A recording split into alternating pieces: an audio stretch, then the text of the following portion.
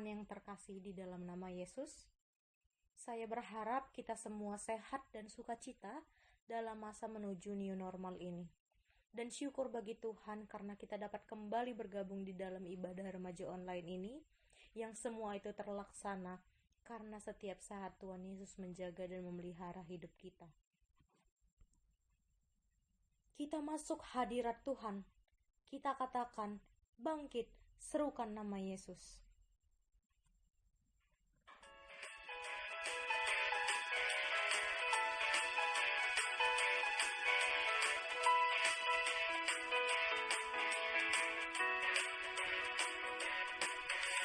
Bangkit, serukan nama Yesus. Maju, nyatakan kuasanya. Kita buat iblis gemetar, kalahkan tipu dayanya dengan kuasa namanya. Bangkit, serukan nama Yesus. Maju, nyatakan kuasanya.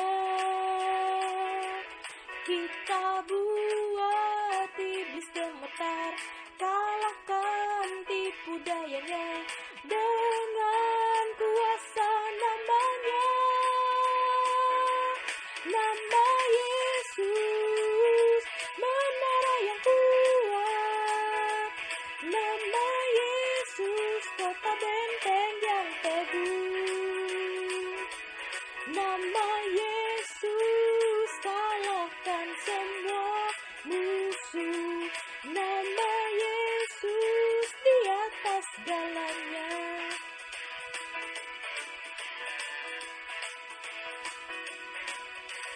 Bangkit, serukan nama Yesus. Maju, nyatakan kuasanya. Kita buat iblis gemetar, kalahkan tipu dayanya dengan kuasa namanya. Bangkit, serukan nama Yesus. Maju, nyatakan kuasanya. Kita buat iblis gemetar, kalahkan tipu dayanya dengan kuasa namanya. Nama Yesus, menara yang kuat. Nama Yesus, kota benteng yang teguh. Nama Yesus, kalahkan semua musuh. Nama Yesus, di atas segalanya.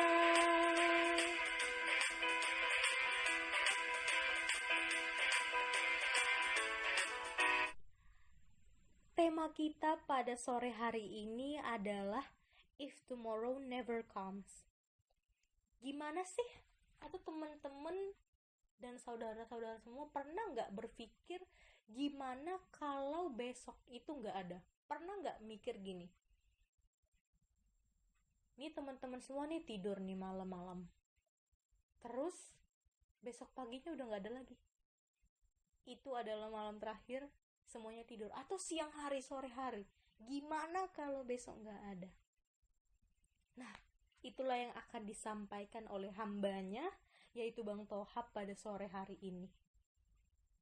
Untuk itu kita terus memuji Tuhan, kita nyatakan tak kutaukan hari esok.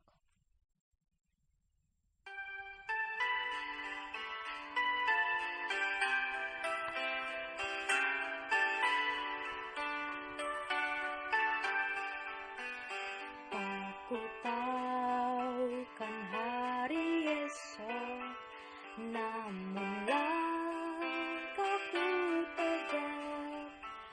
Bukan surya ku harapkan, karena surya kan lenyap. Oh tiada ku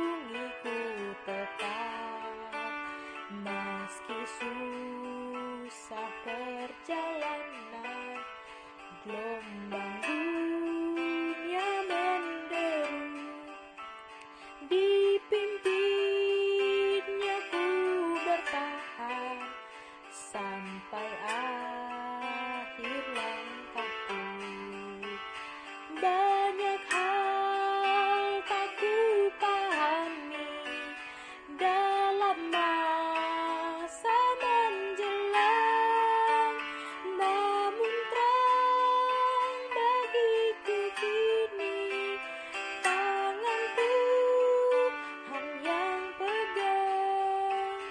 Banyak hal tak kupahami dalam masa menjelang, namun terang bagiku ini tangan Tuhan yang pegang.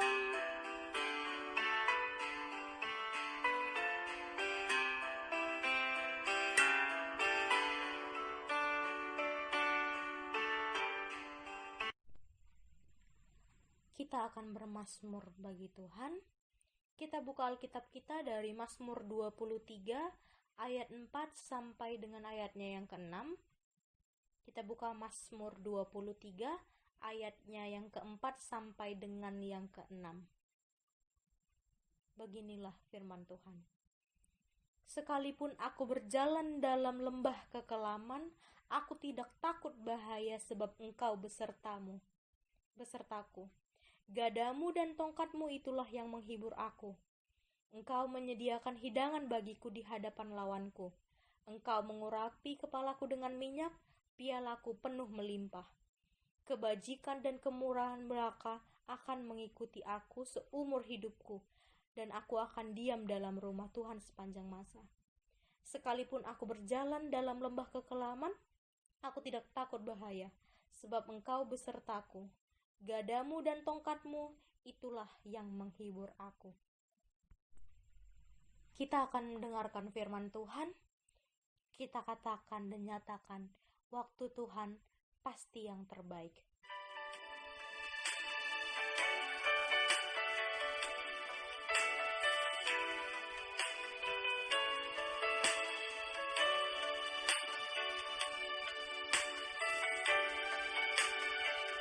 Bila Kau izinkan sesuatu terjadi, ku percaya semua untuk kebaikanku. Bila nanti telah tiba waktumu, ku percaya kuasa-Mu memulihkan hidupku. Waktu Tuhan pasti yang terbaik, walau kadang aku mudah dimengerti. Lewati cobaan, ku tetap percaya waktu Tuhan pasti yang terbaik.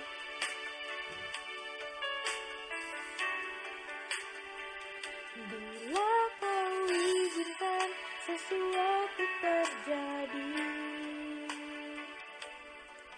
ku percaya semua untuk kebaikanku.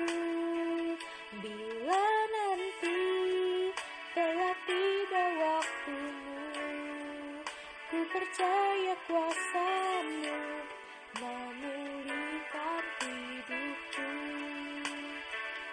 Waktu Tuhan pasti yang terbaik, walau kadang tak mudah dimengerti.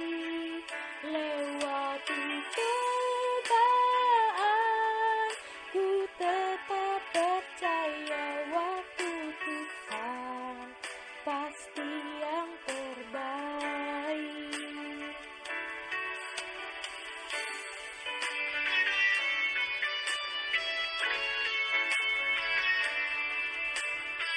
Saya persilahkan teman-teman semua untuk mempersiapkan menuju ibadah. Waktu Tuhan pasti yang terbaik, walau kadang tak mudah dimengerti.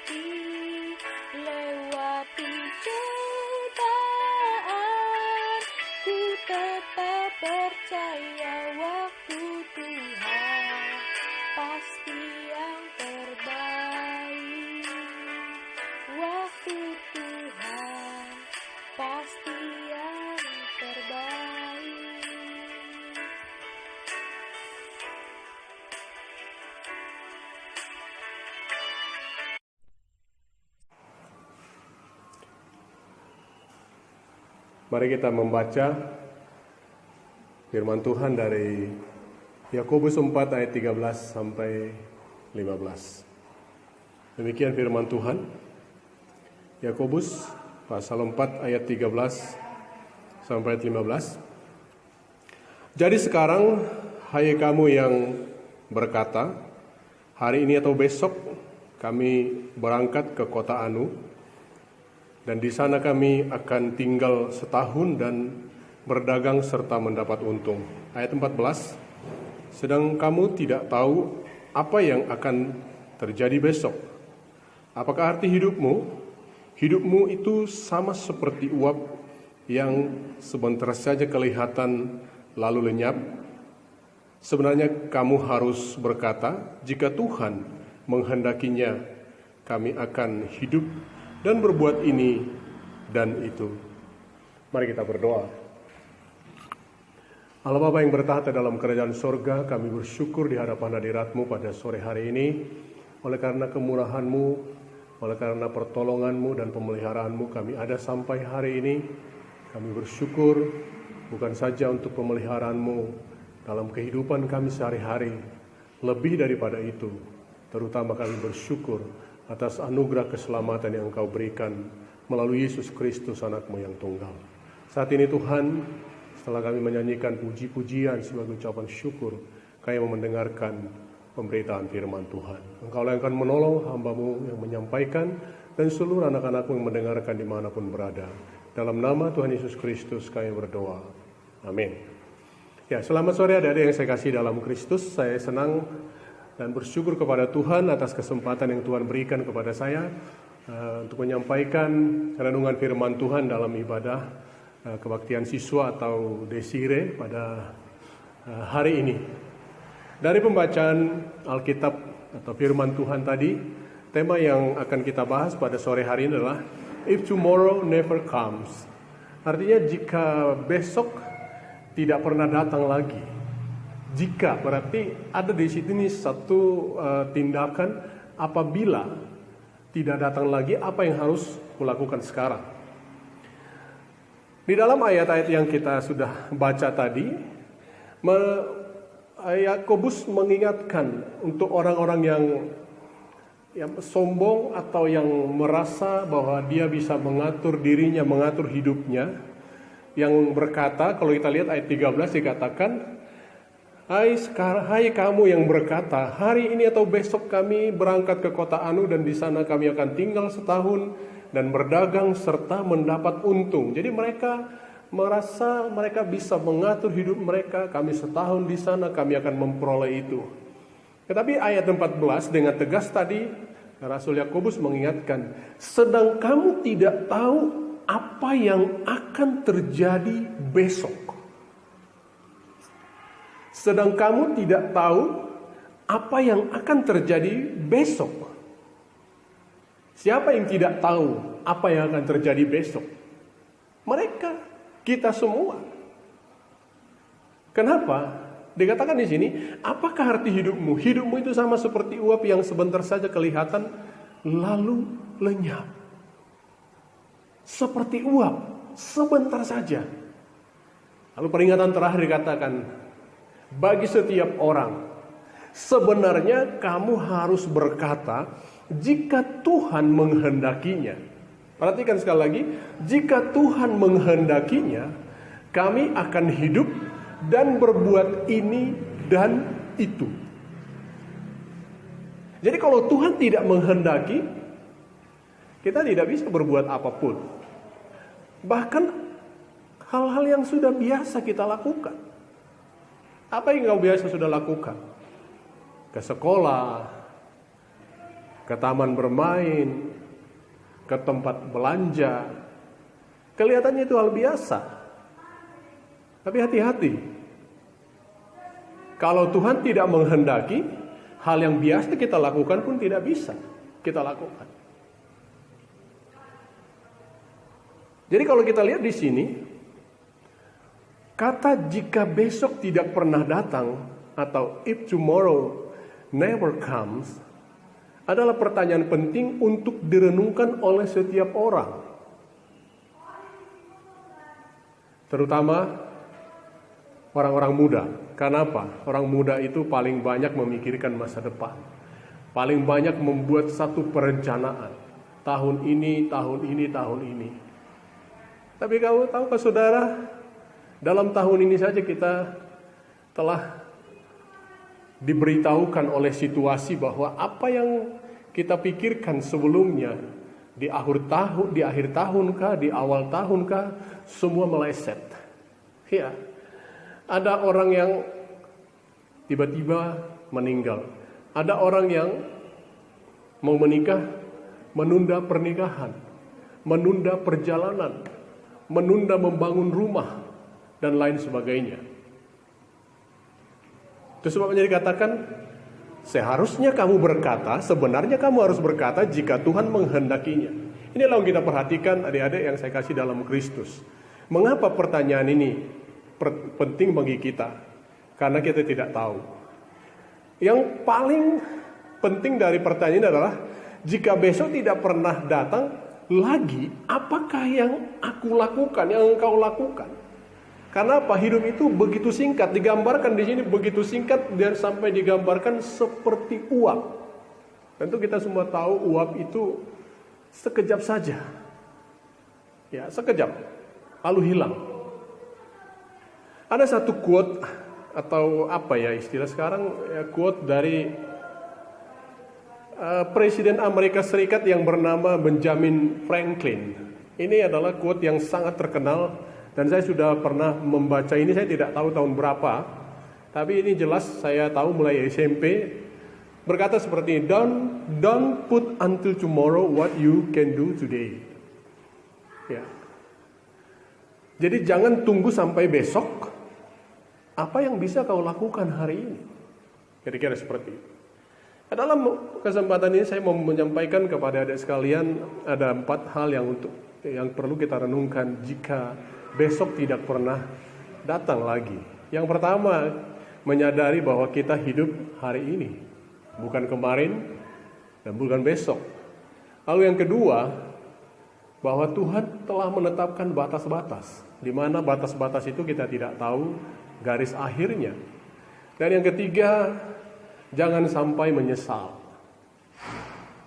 Karena apa? Menyesal kemudian tidak ada guna. Dan yang terakhir, yang keempat nanti akan kita renungkan adalah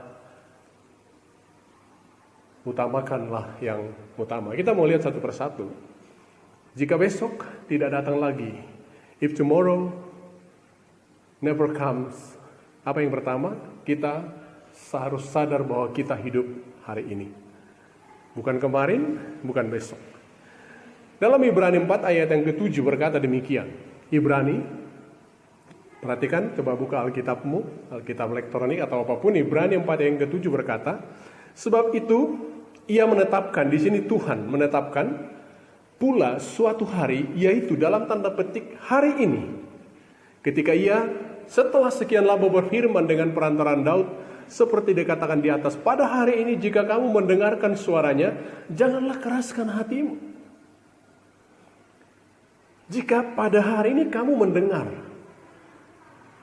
kalau suaranya diperdengarkan hari ini, mungkin besok tidak, kemarin tidak, mungkin besok tidak. Tapi kalau itu diperdengarkan, jangan keraskan hatimu tentang apapun itu. Apakah itu bentuknya nasihat orang tuamu, apakah itu bentuknya nasihat gurumu, atau mungkin pelayan, kakak rohanimu, abang rohanimu. Kalau engkau diperingatkannya, jangan keraskan hatimu.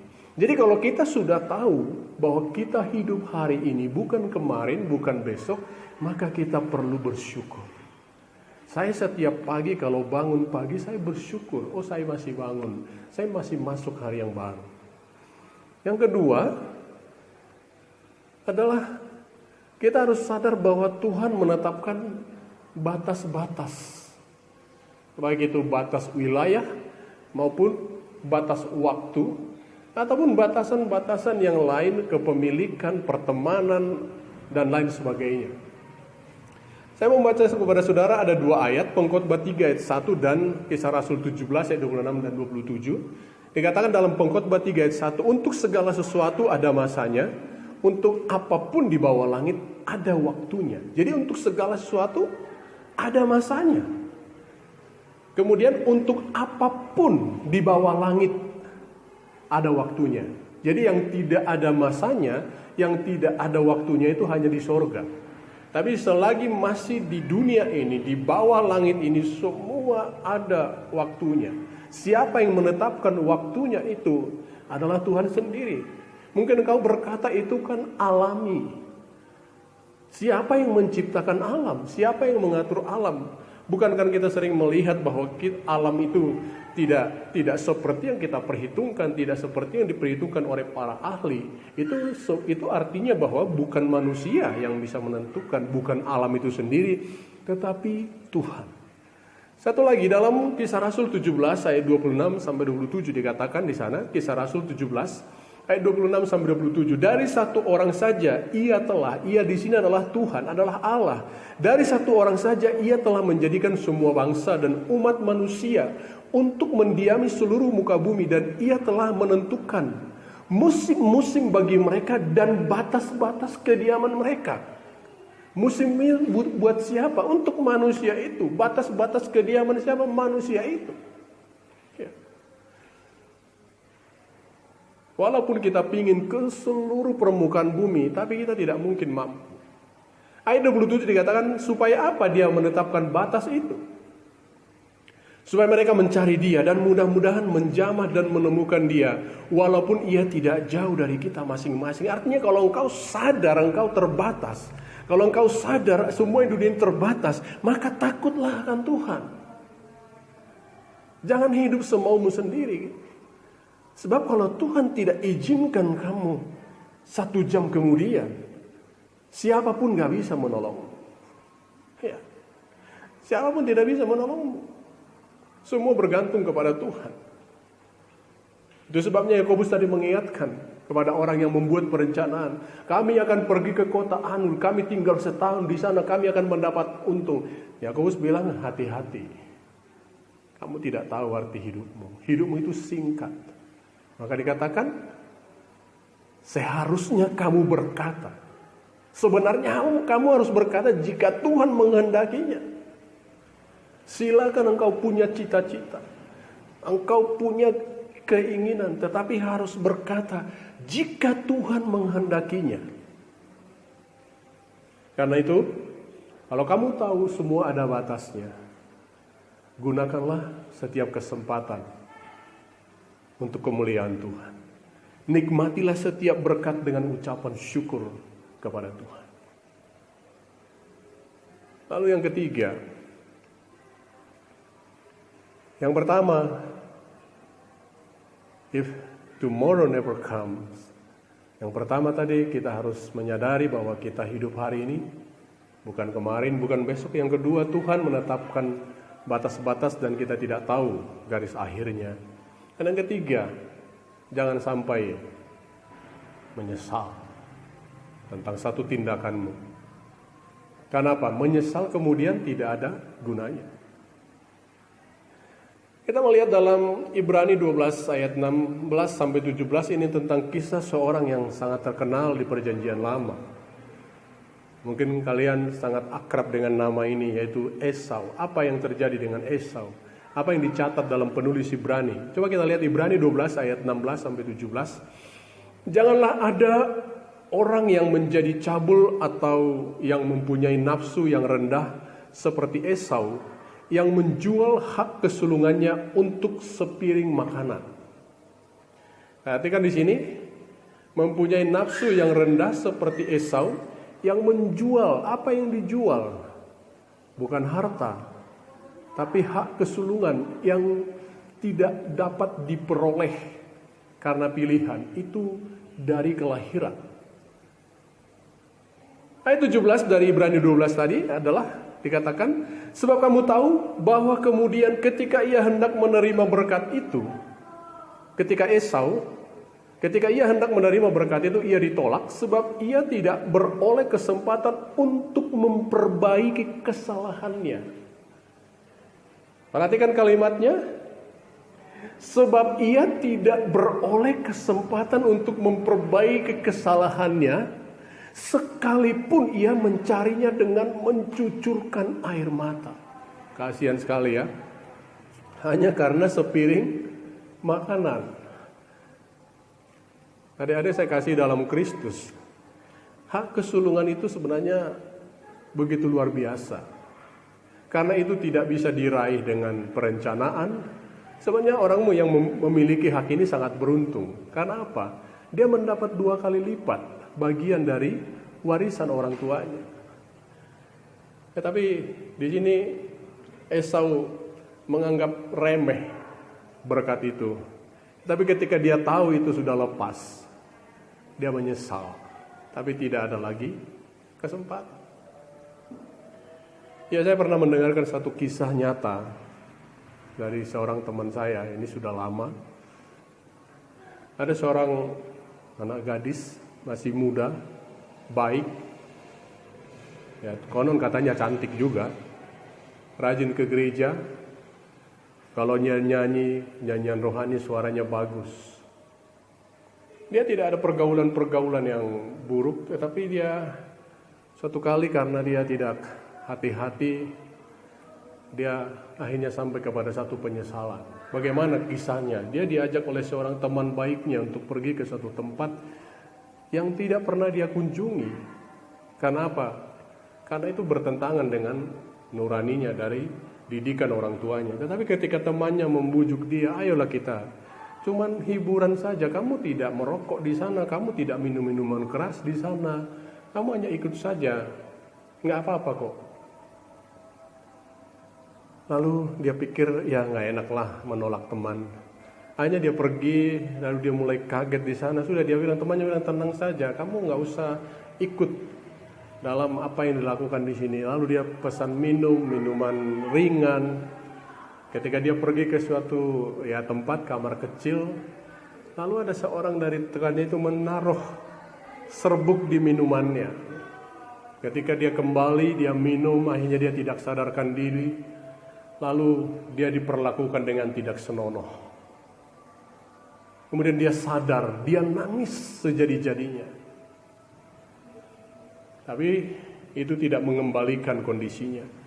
Ketika dia pulang, dia rasa dirinya sudah hancur, dia rasa dirinya sudah tidak ada gunanya, akhirnya dia terjerumus lebih buruk lagi. Ya, memang ada kemurahan Tuhan untuk dia. Ketika dia dilayani kembali, dia bertobat, dia dipulihkan. Tetapi apa yang sudah hilang itu tidak bisa dikembalikan sekalipun dia menangis. Ini saya mau katakan kepada kalian, adik-adik yang saya kasih dalam Kristus, kamu tidak bisa kembali ke masa lalu dan berada di masa depan. Memang waktu yang kita terima, yang kita miliki itu diberikan cuma-cuma. Tapi jika sudah berlalu, itu tidak dapat diulang. Tidak dapat diulang. Kita ingin kembali ke masa lalu, karena kita ingat indah di masa lalu, kita tidak akan pernah bisa mengulangi hal itu. Itu yang ketiga. Jadi jangan sampai menyesal. Karena apa? Menyesal tidak ada gunanya. Yang terakhir, yang keempat, kalau engkau diingatkan, jika besok itu tidak pernah datang lagi, if tomorrow never comes, apa yang harus dilakukan? Yang terakhir, yang keempat adalah utamakan yang utama. Efesus pasal 5 ayat 15 sampai 16 berkata demikian. Ayat 15, karena itu perhatikanlah dengan saksama bagaimana kamu hidup. Janganlah seperti orang bebal, tetapi seperti orang arif. Dan pergunakanlah waktu yang ada, karena hari-hari ini adalah jahat. Di sini dikatakan, perhatikan dengan seksama, artinya dengan teliti. Bagaimana cara hidupmu? Jangan seperti orang bebal. Apa orang bebal itu? Melakukan kesalahan yang sama berulang-ulang. Membuang-buang waktu. Tapi dikatakan seperti orang arif. Apa artinya? Dia bisa menggunakan waktu itu dengan produktif, dengan baik. Karena apa?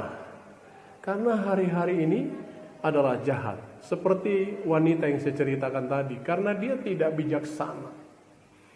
Karena dia tidak arif. Akhirnya dia terjerumus. Ada banyak tawaran-tawaran di sekelilingmu. dari orang-orang yang kelihatannya baik, tetapi ingin menghancurkanmu. Waktu yang kau miliki sama dengan yang saya miliki, dengan yang dimiliki oleh orang lain. Yang membedakan adalah bagaimana kamu menggunakannya. Bagaimana kamu menata waktu itu. Waktu yang sama yang kau gunakan dengan orang lain yang gunakan juga sama durasinya. Tetapi kenapa hasilnya berbeda? Bagaimana cara menggunakannya? Salah satu yang paling utama di sini adalah utamakanlah yang utama. Apa yang utama dalam hidupmu? Ya secara rohani tentu adalah beribadah, mengutamakan Tuhan. Tapi statusmu apa sekarang sebagai pelajar? Maka tugas utamamu adalah belajar. Maka yang kau utamakan dalam hidupmu adalah belajar, bukan bermain, bukan olahraga. Walaupun itu perlu. Bahkan bila perlu, saya mau katakan mungkin ini agak ekstrim. Jangan sampai gara-gara engkau beribadah, karena engkau melayani, jadi terbengkalai pendidikanmu, studimu. Itu Tuhan tidak dipermuliakan melalui itu. Artinya, utamakan yang utama. Mana yang utama? Jadi ada, kalau kita melihat ada satu skala, ada yang disebut dengan yang penting dan mendesak. Harus ini yang pertama, penting dan mendesak. Lalu ada yang kedua lagi di bawahnya, ini adalah penting tapi tidak mendesak. Makan itu penting, mendesak. Karena apa? Jangan sampai tidak makan. Jalan-jalan itu penting tapi tidak mendesak. Tapi yang ketiga, ada tidak penting tapi mendesak. Loh, apa itu tidak penting tapi mendesak? Promo, lagi ada promo handphone harga sekian dari sampai tanggal sekian. Itu tidak penting tapi mendesak. Kenapa? Waktunya singkat. Akhirnya kau paksakan untuk membelinya.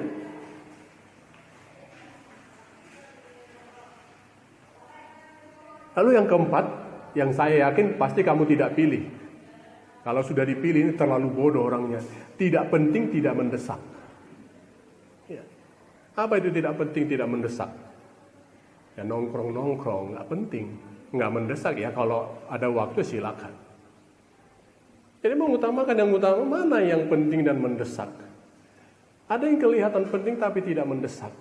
Tapi yang kelihatan mendesak tapi tidak penting. Apalagi yang tidak penting dan juga tidak mendesak. Utamakan. Artinya lakukan apa yang dapat kamu lakukan, dimulai dari hal yang paling penting sampai kepada hal yang penting hingga kurang penting. Jadi saudara-saudaraku yang kasih dalam Kristus, renungkanlah pada sore hari ini keempat hal ini. Jika besok tidak datang lagi, maka ingatlah bahwa kita hidup hari ini, bukan kemarin, bukan besok. Yang kedua, kita ingat bahwa Tuhan menetapkan batas-batas, maka takutlah akan Tuhan. Dan yang ketiga, jangan sampai engkau menyesal tentang pilihanmu, keputusanmu, tindakanmu. Karena kalau kamu menyesal tidak ada gunanya. Dan yang terakhir, utamakanlah yang utama. Kalau engkau bisa melakukan keempat hal ini dalam hidupmu, maka hidupmu akan menjadi hidup yang berkualitas, menjadi hidup yang sangat produktif. Selain hidupmu memuliakan Tuhan, hidupmu juga akan memberikan kebahagiaan bagimu. Kiranya hal ini boleh kita lakukan, kita mengerti, supaya melalui hidup kita Tuhan disenangkan, Tuhan dipermuliakan. Tuhan memberkati adik-adik sekalian. Amin. Kita berdoa. Bapa yang baik, kami bersyukur untuk pemberitaan firman-Mu pada sore hari ini, yang mengingatkan kami supaya kami menjadi orang-orang yang melakukan sesuatu dengan takut akan Tuhan, dengan bergantung kepada Tuhan. Tidak menyombongkan diri kami, tidak menyombongkan perencanaan kami, tapi semua kami serahkan kepada Tuhan. Engkau mengajar kami supaya kami selalu sadar kami terbatas. Kami tidak bisa melampaui batas yang ditetapkan oleh Tuhan. Waktu kami tidak bisa kami kembalikan. Dan juga kami harus mengutamakan yang terutama. Terima kasih Bapa, biarlah firman-Mu ini boleh menuntun kami, menyertai setiap langkah kami, supaya apapun yang kami lakukan berhasil untuk membahagiakan kami, dan untuk memuliakan nama Tuhan. Dalam nama Tuhan Yesus Kristus kami berdoa dan bersyukur. Amin.